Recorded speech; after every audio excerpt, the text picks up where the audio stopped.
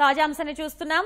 వీవీప్యాట్లలోని 50% రసీదుల్ని లెక్కించాలన్న పిటిషన్పై విచారణ చేపట్టిన సుప్రీంకోర్టు స్లిప్పుల లెక్కింపుల్లో ఈసీకి ఉన్న ఇబ్బందుల్ని తెలియజేస్తూ అఫిడవిట్ దాఖలుకు ఆదేశించింది.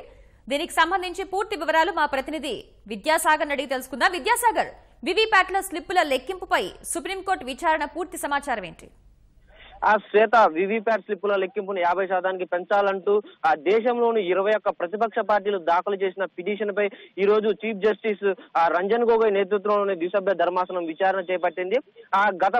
గత నెల మార్చి 15న చేపట్టినటువంటి విచారణ సందర్భంగా అఫిడవిట్ దాఖలు చేయాలని ఒక ప్రత్యేక అధికారిని కూడా కోర్టు విచారణకు రావాలని చెప్పేసి కూడా సుప్రీంకోర్టు సూచించింది. ఆ మేరకు ఈ రోజు సుప్రీంకోర్టు ముందు కేంద్ర ఎన్నికల సంఘానికి సంబంధించి సుదీప్ జైన్ అనేటటువంటి అధికారి హాజరయ్యి వీవీప్యాట్ స్లిప్పుల లెక్కింపుకున్నటువంటి అభ్యంతరాలను ఆయన కోర్టుకు తెలియజేశారు.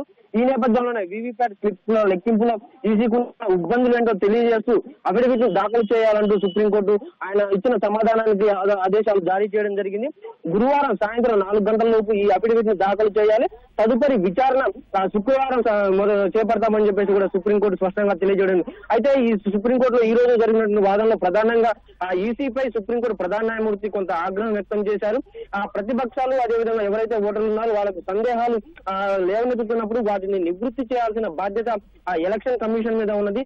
దానికి అనుగుణంగా మీ అంతటా మీరే ఎందుకు నిర్ణయాలు తీసుకోలేకపోతున్నారని చెప్పేసి కూడా ఈసీ ఎన్నికల సంఘం తరపున హాజరైన అధికారిపై ఆగ్రహం వ్యక్తం చేయడం జరిగింది.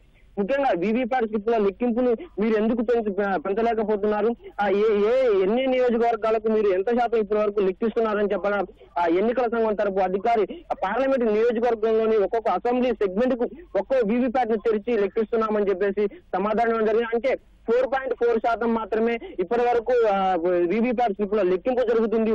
కాబట్టి వాటిని నిపుణులు అదేవిధంగా సరైన కారణాల వల్లనే అలా లెక్కించడానికి తమ వద్ద కారణాలు ఉన్నాయని చెప్పేసి కూడా ఎన్నికల సంఘం తరపు అధికారికి కోర్టుకు తెలియజేశారు. ఈ నేపథ్యంలో అందుకు మీరు లెక్కింపు పెంచకపోవడానికి ఉన్నటువంటి కారణాలు ఏంటి, అసలు ఈసీకి ఉన్నటువంటి ఇబ్బందులు ఏంటి, వీటన్నిటిని కూడా స్పష్టంగా లిఖితపూర్వకంగా అఫిడవిట్ రూపంలో కోర్టుకు దాఖలు చేయాలని చెప్పేసి సుప్రీంకోర్టు ప్రధాన న్యాయమూర్తి ఆదేశించారు.